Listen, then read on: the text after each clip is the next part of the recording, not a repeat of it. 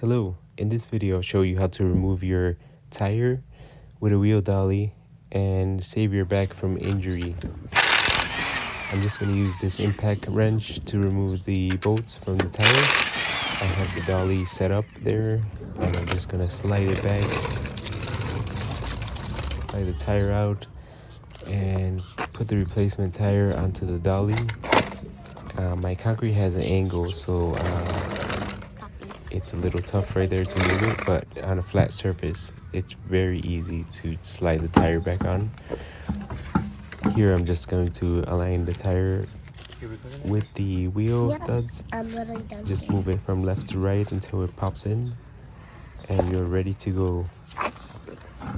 If you like this video, please like and subscribe to my channel. Thank you.